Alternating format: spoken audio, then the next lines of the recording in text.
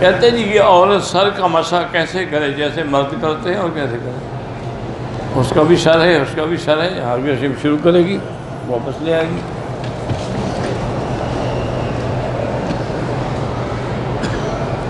گھر میں قربانی جو ہے حنفی مسلک میں گھر کے جتنے افراد ہیں سب کی طرف سے ایک ایک بکری ذبح ہوگی، بیوی کی طرف سے بھی ہوگی، ان کی بھی، اولاد کے بھی، اور سب کی۔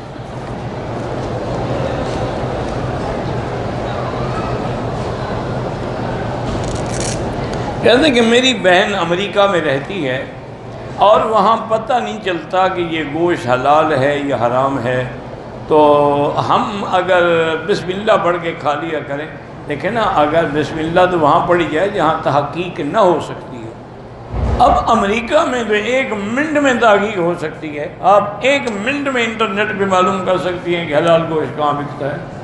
اب تو وہاں کئی حلال کی دکانیں ہیں، حلال کے ہوٹل ہیں، حلال کی چیزیں بکتی ہیں۔ اور بعض مسلمان یہ ہے کہ وہ خود بکرا خرید کے خود ذبح کرا کے لے آتے ہیں، اپنے گھر میں رکھ دیتے ہیں۔ تو اس لیے نہیں، وہ تو حالات اس وقت ہیں کہ ہم جنگل میں گئے، ہمیں ایک شکار ملا، اب پتہ نہیں یہ صحیح حلال ہوا تھا نہیں ہوا تھا، اور ہم پریشان ہیں، تو وہاں آئے کہ چلو بسم اللہ پڑھ کے توکل اللہ کا۔ یہ تھوڑا ہے، امریکہ میں تو ہر چیز ملتی ہے۔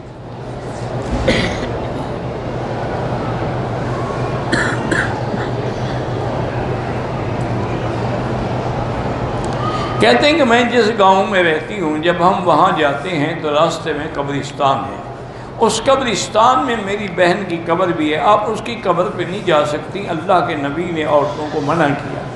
آپ قبرستان سے باہر گزرتے ہوئے اپنی بہن کے لیے دعائیں مانگتی رہے۔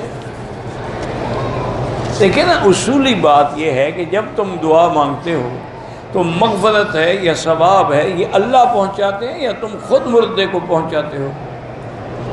اگر تو واقعی تم خود پہنچاتے ہو ہاتھ ڈال کے، پھر تو قبر پہ جاؤ، اور اگر اللہ نے پہنچانا ہے تو جہاں بیٹھ کے دعا کرتے وہ بھی تو اللہ پہنچا دیتے، پھر کیا ضرورت ہے کہ اللہ کے نبی کی نافرمانی کریں؟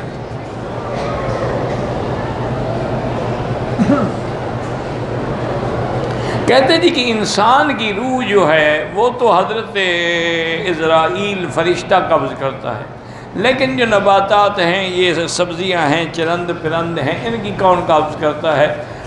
اللہ تعالیٰ نے ان کے لیے بھی انتظام کیا ہوا ہے، لیکن ہمیں جو حکم آیا ہے تو وہ صرف انسانوں کے لیے ہے، انسان اور جن ثقلین۔ اس کے علاوہ باقی چیزوں کے روح نکالنے کی ضرورت ہی نہیں، وہ تو خود بخود مر جاتی ہیں، تم ان کو کاٹ کے پھینک دیتے ہو، مر گئی۔ تو اس کے لیے اسرائیل تم خود جو موجود ہو، اسرائیل کی ضرورت ہی نہیں ہے۔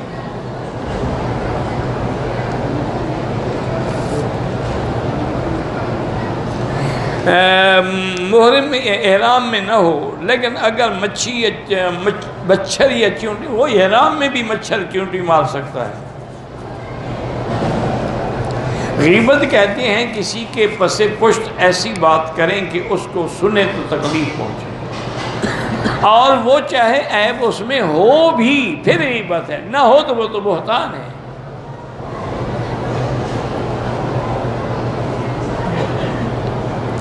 رشتہ داروں سے قطع تعلق کرنا جو ہے بالکل منع ہے، لیکن اگر فتنہ اور جھگڑے کا خطرہ ہے تو پھر ٹھیک ہے، پھر دور رہیں، ورنہ حکم یہی ہے کہ صلہ رحمی کرو۔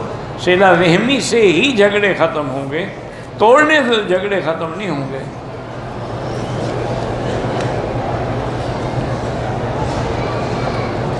عربی لوگ سر پہ جو رومال پہنتے ہیں اور لٹکا دیتے ہیں، تو حنفی مسلک میں کیا یہ صدل نہیں ہے؟ صدل تب ہے جب سر پہ نہ ہو، صرف کندھوں پہ رکھ کے لٹکایا جائے۔ اگر سر پہ رکھتے ہیں تو کوئی صدل نہیں۔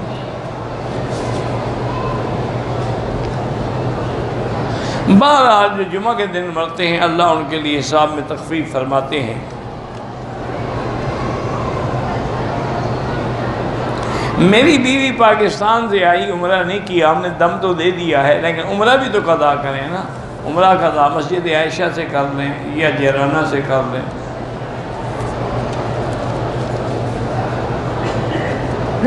جب انسان مر جاتا ہے تو اس کا حساب کتاب شروع ہو جاتا ہے۔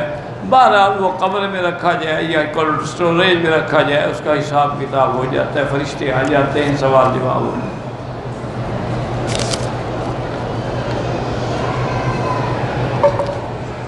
میں دبئی سے آیا ہوں، ایک عمرہ میں نے کر لیا ہے، اب اگر عمرہ کرنا چاہوں تو آپ کی مرضی ہے، مسجد عائشہ سے کریں، جیرانہ سے کریں، طائف سے کریں۔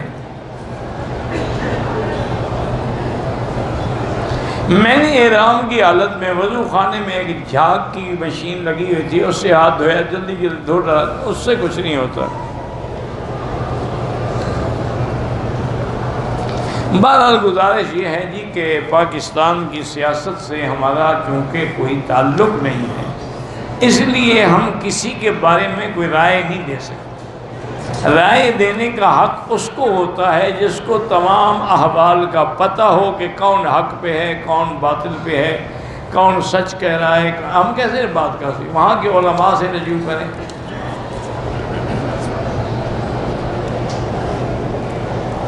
عمرہ کرنے کے بعد عورتیں جو ہیں طواف بھی کر لیں، صفا مروہ بھی دوڑ لیں، ایک دوسرے کے بال کاٹ سکتی ہیں، ہاں کاٹ سکتی ہیں۔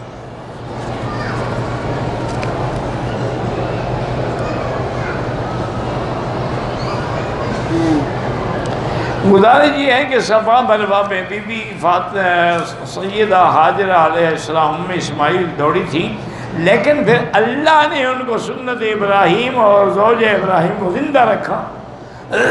قرآن میں آ گیا کہ ان الصفا والمروہ من شعائر اللہ۔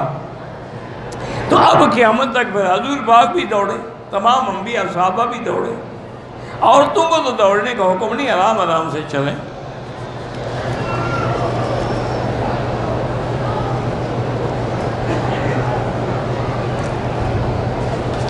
بھئی آپ کو گزارش یہ ہے کہ آپ کو پیغام آیا تھا نکاح کا، ہو کہ آپ کو اس کی فکر اگر ہے تو انتظام کریں، ایسے چٹ لکھ کے بلا وجہ شرارت کرنے کی کیا ضرورت ہے؟ آیا تھا میں نے نہ قبول کیا، بات ختم ہو گئی، پھر بار بار پوچھنے کی کیا ضرورت ہے؟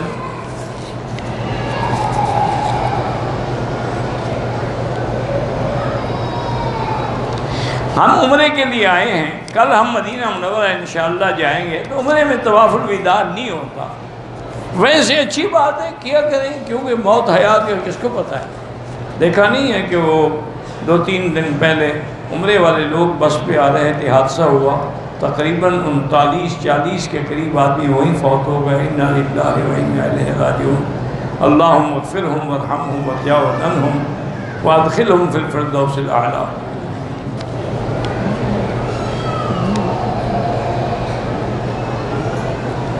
میری زواجی زندگی میں سکون نہیں ہے، میں نے مفتی شاہد صاحب سے کہا، انہوں نے علاج کیا تو کوئی اس سے فرق نہیں پڑا۔ میرا بھائی جب اتنے بڑے بڑے مفتی تمہارا علاج نہیں کر سکے تو میں کیا کر سکتا ہوں؟ ویسے بہرحال کسی کے پاس جانے کی ضرورت نہیں ہے، سورۃ البقرہ تمام گھر والے اکٹھے بیٹھ کے پڑھو اور پانی میں دم کرو، وہی پانی پیا کرو، اسی کو گھر کے کونوں کے اندر ڈالو، تو اگر کوئی شیطانی اثرات ہیں تو ختم ہو جائیں۔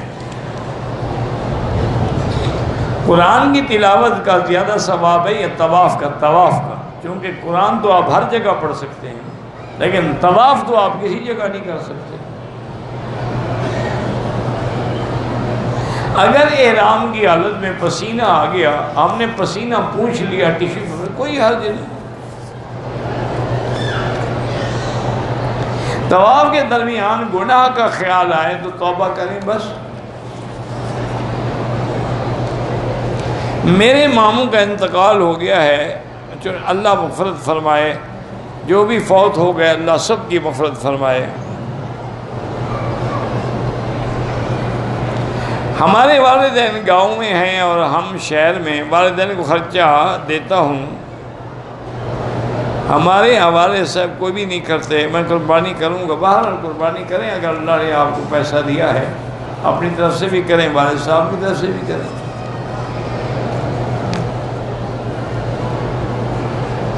کہتے ہیں کہ فضائل اعمال میں لکھا ہے کہ علماء کی توہین اور شکایت سے بچو ورنہ خاتمہ ایمان پہ نہیں ہو۔ بالکل ٹھیک ہے، کیونکہ اولیاء علماء جو ہیں وہ انبیاء کے وارث ہوتے ہیں۔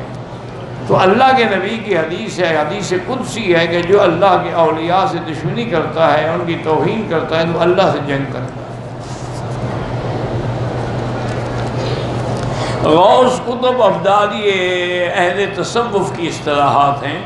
ان کا شریعت کی اصطلاحات سے کوئی تعلق نہیں ہے، وہ بھی ایک الگ علم ہے اور ان کے مصطلحات ہیں۔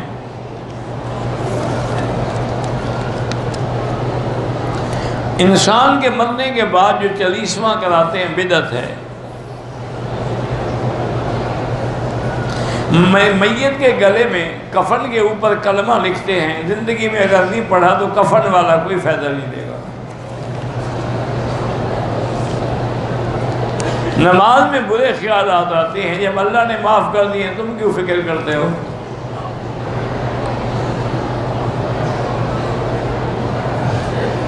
ہمارے ساتھ 7 یا 6 سال کا بچہ ہے، اس کا ابھی خطرہ نہیں ہوا تو کیا ہو گیا؟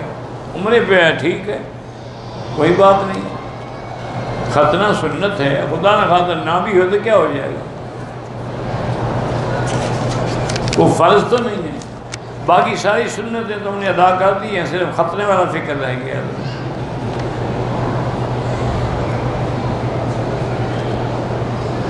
میرا شوہر دبئی میں رہتا ہے، پاکستان آتا ہے تو اپنی بھتیجیوں سے زنا کرتا ہے، طلاق لینا چاہتی ہوں، لے سکتی ہے؟ بولو کر لیں۔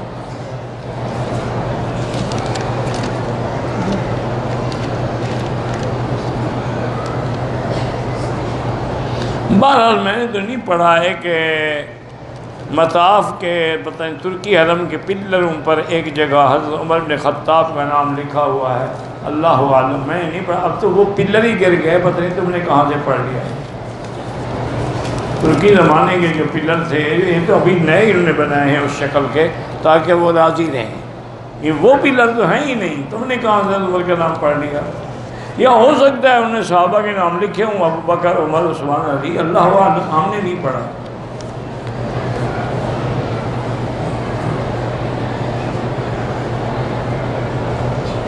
مدینے سے واپسی پر ایک دن پہلے ماہواری کے ایام شروع ہو گئے، جو میں 10 دن تک رہتے ہیں۔ پاکستان واپسی فلائٹ ہے، عمرے کی نیت کے بغیر مدینے میں آ سکتی ہیں، کیونکہ آپ نے فوراً جانا ہے، رک نہیں سکتی، پھر عمرے کی نیت نہ کریں۔ یا دوسرا حل بڑا اچھا ہے کہ مدینے سے سیدھا جدہ چلی جائیں۔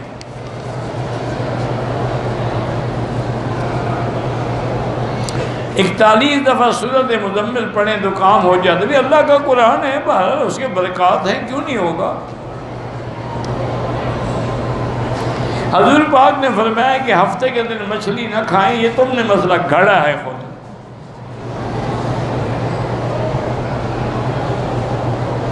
بہرحال بعض علماء دعا میں ہاتھ نہیں اٹھاتے، بغیر ہاتھ اٹھائے ہاتھ اٹھائیں تو جائز ہے، نہ اٹھائیں تو جائز ہے، کوئی مسئلہ نہیں ہے کہ اس میں آدمی لڑائی کرے اور سر پٹافل کرے۔ اچھا، یہاں بھی جن کو آپ کہتے ہیں ہاتھ نہیں اٹھاتے، جب یہ جماعت کرتے ہیں وطروں کی، اس میں ہاتھ اٹھاتے ہیں، گھنٹے کی لمبی دعا ہوتی ہے، ہاتھ اٹھا کرتے ہیں، پھر وہاں کیوں ہاتھ اٹھاتے ہیں جب ہاتھ اٹھانا جائز ہی نہیں؟ اللہ کے بندے جائز ہے، اٹھاؤ یا نہ اٹھاؤ، دونوں باتوں پر اعتراض نہ کرو۔ حیض کی حالت میں نماز کیوں معاف ہے؟ یہ اللہ کی مہربانی ہے کہ حیض کے 10 دن مثلاً اگر ہوں تو 50 نمازیں ہو جائیں گی، تم کہاں قضا کرو گی؟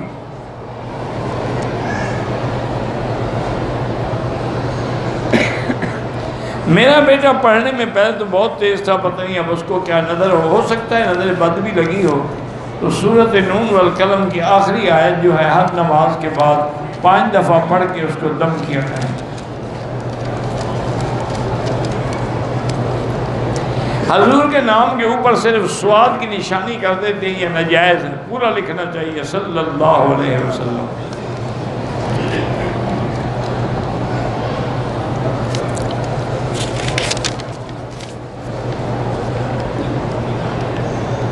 میری بہن کی دوست ہے، اس کی شادی ہے اور وہ بیمار ہے، اللہ شفا عطا فرمائے اور خیر و عافیت کے ساتھ معاملات سر انجام ہو جائیں۔ جمرات مارنے کے بعد میری بیوی کی قربانی نہیں ہوئی، اس نے کسی اور کی قربانی ہو چکی، بال کاٹ دیے۔ بہرحال یہ ہے کہ حنفی مسلک میں دم پڑتا ہے، کیونکہ اس کی ابھی قربانی نہیں ہوئی تھی، اپنے بال نہیں کاٹے تھے۔ حالت حیض میں اگر عورت اپنے زیر ناف بال صاف کرے کر سکتی،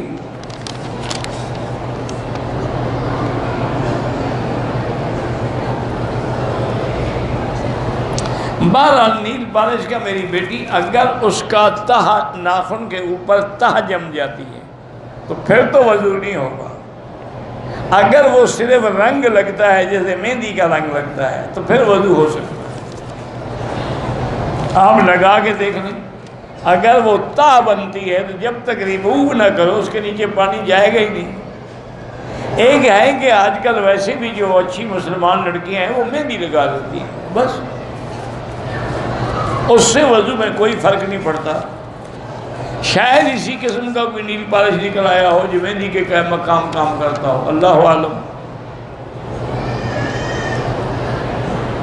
پتہ نہیں کیا ہے جی، ایک شرٹ پہن کے نماز پڑھنا. بہرحال اگر یعنی ہاف بازو والی ہے تو نماز مکروہ ہو جاتی ہے. ظہر کی سنت مؤکدہ جو 4 رکعتیں پہلے پڑھنی ہیں وہ 2 کر کے پڑھو تو جائز ہے، 4 رکعتیں اکٹھی پڑھو تو جائز ہے. اگر امام صاحب کا نماز پڑھاتے ہوئے وضو ٹوٹ جائے تو ٹھیک ہے، وہ ہٹ جائیں، پیچھے سے اشارہ کر دیں، کوئی آدمی آگے آ جائے.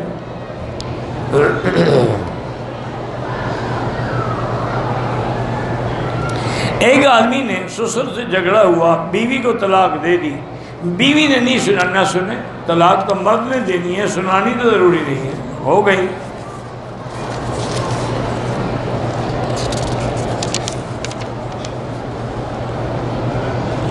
چھپکلی کو ماریں تو غسل کرنا ہوتا ہے، بالکل نہیں کرنا ہوتا.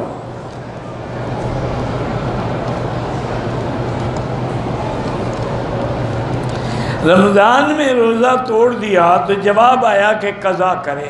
حالانکہ رمضان کے روزے توڑنے کی قضا نہیں، کفارہ ہے. او میرے شریف دوست، مہربانی کرتے مسئلہ سمجھا کرو. ایک ہے کہ رمضان میں آدمی کو گرمی لگی مر رہا تھا روزہ توڑ، ایک ہے جمع کیا تو کفارہ ہے. یہ تھوڑا ہے کہ ویسے روزہ توڑ دے تو کفارہ ہے. اگر روزے کی حالت میں انہیں بیوی سے جمع کر دیا اب اس کے لیے کفارہ ہے کہ 2 مہینے کے روزے رکھے. میرے سسرال والے بریلوی ہیں، نہیں مانتا، نہ مانے، تم آہستہ آہستہ حق بات کہتی رہو. نہیں مانتے، اللہ ہدایت، اللہ سے دعا بھی کرو.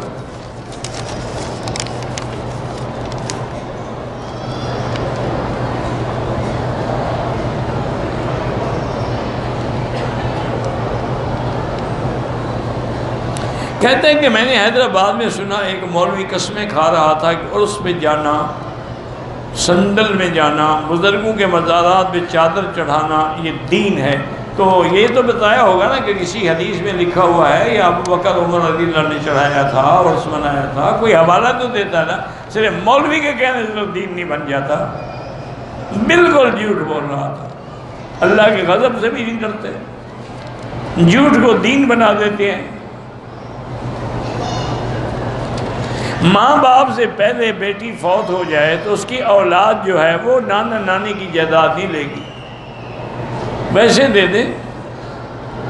گھر کی زمین میں بھی بیٹی کا حصہ ہے.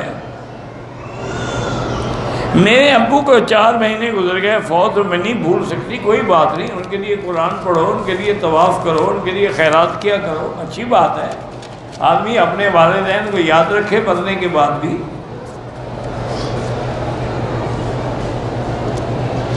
10 محرم کو خیرات کرنا بدعت ہے، چونکہ یہ شیعہ کی عادت بن گئی ہے.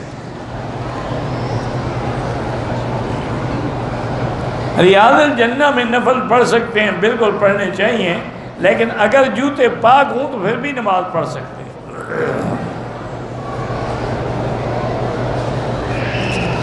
ایک عمرہ میں نے اپنے لیے کر لیا ہے، اب والدین یعنی ایک کے لیے، والد کے لیے الگ، والدہ کے لیے الگ. ایک عمرہ دونوں کے لیے نہیں ہے. اگر طواف کے دوران جوتے تھیلے میں لٹکائے ہوئے ہیں کوئی حرج نہیں.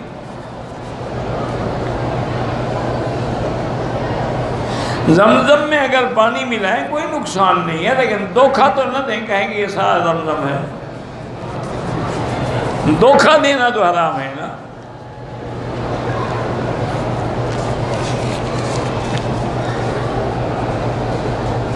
ہم نے عمرہ کیا، دو ساتھی آپس میں ایک دوسرے کا حل کیا، بالوں کو نرم کرنے کے لیے صابن لگا لیا، اگر خوشبو والا صابن تھا تو دونوں صدقہ و خیرات کریں، اگر سادہ صابن تھا تو کوئی بات نہیں۔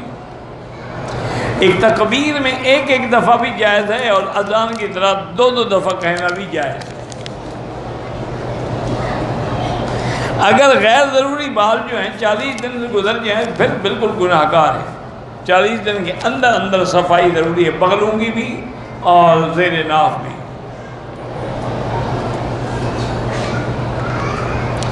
میرے ہمسایوں کی نام بھی، لڑکی کا نام بسم اللہ صدیقہ ہے، تو اس کو کون سے صدیقہ ہی کافی ہے۔ میرے دوست ساتھی گانے سنتے ہیں، اللہ ان کو گانوں سے اور بری چیزوں سے محفوظ رکھے۔ احرام کی حالت میں مکھی مار دی، اچھا کیا، اور جتنا مکھیاں ہوں حرم میں سب مار ڈالیں۔ جمعہ کی نماز میں بھی پہلے 4 رکعت سنت ہے، بعد میں 4 یا 6۔ ہمارے کام میں لباس ایسا ہے جس میں آدھے بازو میں، بہرحال مجبوری ہے تو نماز تو ہو جاتی ہے، لیکن بلا وجہ کراہت ہے۔ تو آپ ایسا کریں نا، ایک چادر رکھ لیا کریں، نماز کو لپیٹ دی، بس کوئی مشکل نہیں۔ شعر و شاعری سن سکتے ہیں، اگر شعر و شاعری میں کوئی لغو، کوئی فضول، کوئی گندی باتیں نہیں ہیں تو سن سکتے ہیں۔ کچھ سالوں سے بیمار ہوں، علاج بھی کرایا، ہر مہینے 10% بھی نکالے، تقسیم کرتے ہوں، لیکن بیماری آج اللہ کی مرضی ہے۔ اللہ کے پیغمبر بھی تو بیمار رہے ہیں نا، تو اس میں کیا ہے، صبر کرنا چاہیے اور اللہ سے شفا مانگنی چاہیے۔ کہتے کہ فرعون جو ہے وہ بحیرہ کلثم میں غرق ہوا تھا، میں کوئی ساتھ نہیں تھا۔ کتابوں میں دریائے نیل کا ذکر ہے، باقی اللہ عالم۔ نہیں، آپ نے اس کو نکالنا ہے کیا؟ تو چلو بحیرہ کلثم میں چلے جاؤ، اس کو نکالو۔ ایسے خواب مر گیا، کسی دریا میں ڈوبا، لانتی تھا، مر گیا۔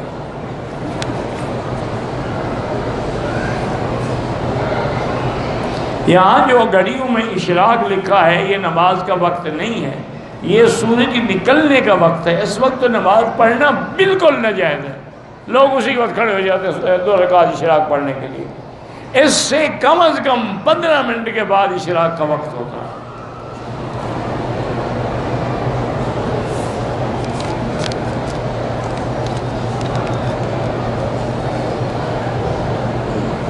جب پرنٹر ایجاد ہوا تھا تو کسی مصر کے مفتی نے فتویٰ دیا تھا کہ حرام ہے، اللہ عالم، پتہ نہیں، میں نے نہیں سنا تھا، نہ پڑھا تھا یہ فتویٰ۔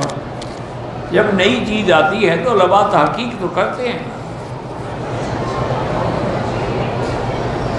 دل میں قرآن کی تلاوت کی، اس کا ثواب نہیں ملتا، لازمی بات ہے کہ زبان ہلائے۔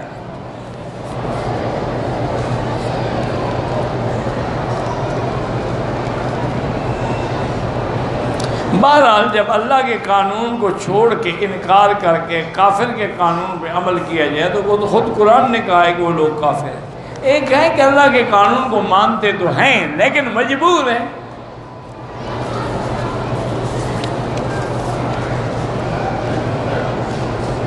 پاکستان میں جو میزان بینک ہے، مجھے یہی پتہ لگا ہے کہ وہ اسلام کے اصولوں کے مطابق بزنس کرتے ہیں، اللہ عالم۔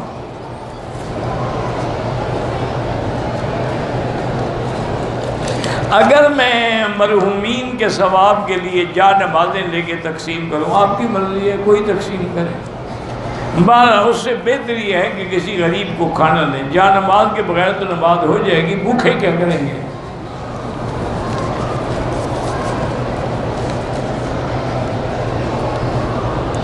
فجر کی نماز میں امام صاحب نے آیت سجدہ تلاوت کی، بعض لوگوں کو علم نہیں تھا،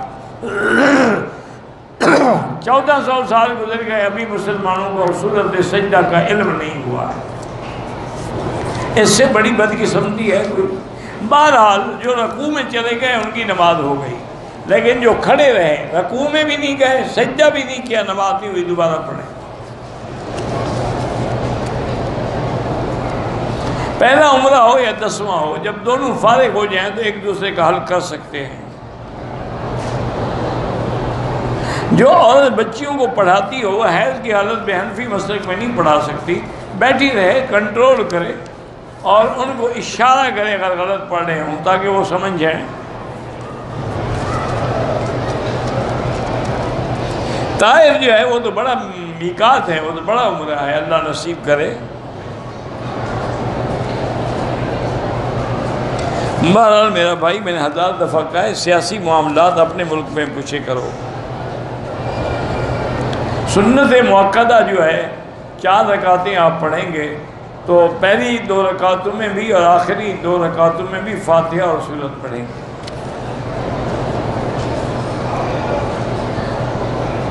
حرم سے 1500 میٹر جو ہوٹل ہے پورے مکے میں، جہاں نماز پڑھو 1 کا لاکھ ملتا ہے۔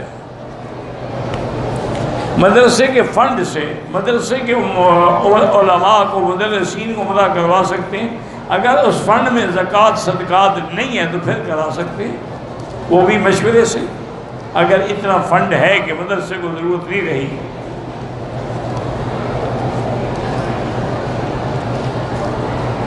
اگر صفا مروہ کے بھول کے 3 چکر لگے تو عمرہ نہیں ہوگا، دم پڑ گئی۔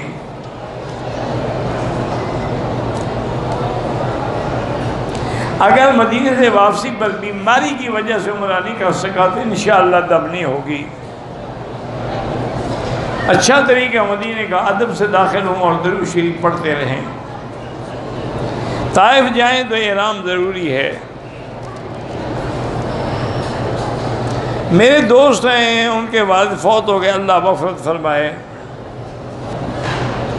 ایک عورت مدینہ منورہ سے مکہ مکرمہ آ رہی ہے، پاکستانی عمرہ ایجنٹ کے مطابق حیض شروع ہو گیا، 3 دن بعد فلائٹ ہے، وہ احرام نہ باندھے، حلال نہیں ہو سکتی۔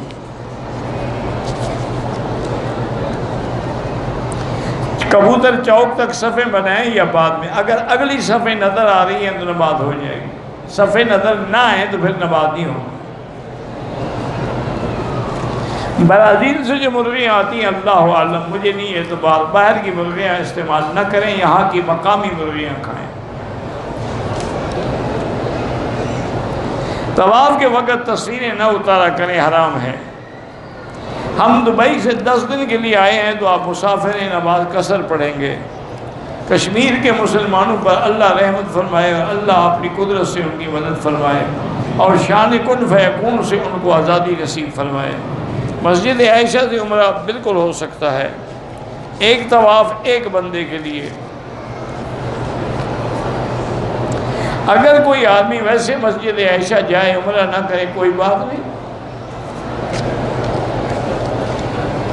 میرا بھانجا ہے، بول نہیں سکتا، اللہ شفا عطا فرمائے۔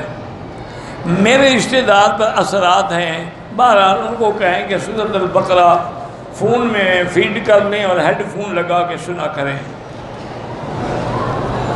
میں اپنے والد کے لیے عمرہ کرتی ہوں، بالکل آپ کو بھی عمرے کا پورا ثواب ملے گا۔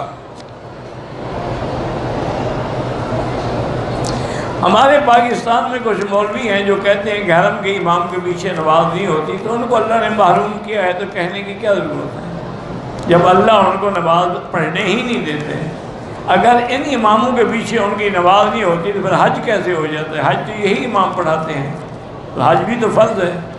اس کا مطلب ہے نہ ان کا حج ہوتا ہے نہ نماز ہوتی ہے۔ جب تک تو ان کے اندر شرک کے جراثیم ہے، خدا اندر جماعت میں آنے نہیں دیتا۔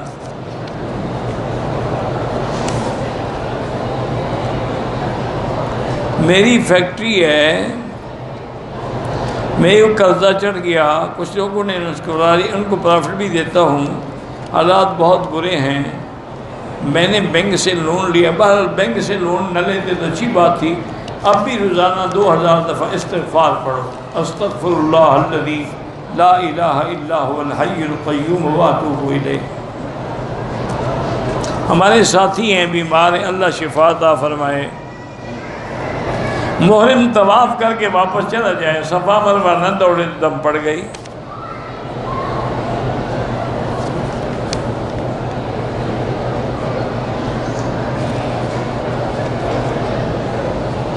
بارہ اللہ تبارک و تعالی حرمین الشریفین کی اور بلد الامین کی قیامت تک حفاظت فرمائیں۔ جن کی اولاد نہیں ہے اللہ سب کو اولاد صالح عطا فرمائیں۔ بہرحال بیگ وغیرہ گوشت کا اللہ عالم مجھے پتہ نہیں ہے، لیکن بہتر ہے احتیاط کریں۔ جن علاقوں میں پانی کی قلت ہے وہاں زکوٰۃ کے پیسوں سے ہم نلکے وغیرہ لگوا دیں، بالکل لگوا دیں۔ واللہ اعلم۔ ربنا تقبل منا انک انت السمیع العلیم وتب علینا انک انت التواب الرحیم۔ یا حی یا قیوم یا ذا الجلال والاکرام یا ذا الجلال والاکرام یا الہی الہنا الہ کل شیء الہا واحدا لا الہ الا انت اللہم انت المیسر لکل یسیر وانت علی کل شیء قدیر۔ اللہم یسر امورنا وامور اولادنا واخواننا واخواتنا وبناتنا واصحابنا وامور من اوصانا واستوصانا وامور المسلمین برحمتک یا ارحم الراحمین۔ یا اللہ بیماروں کو شفا عطا فرما، بے حیاؤں کو حیا عطا فرما، بے اولادوں کو اولاد صالح عطا فرما، جن کے گھروں میں بچیاں ہیں ان کے رشتے آسان فرما، بے روزگاروں کو روزگار عطا فرما، قرض داروں کے قرض عطا فرما۔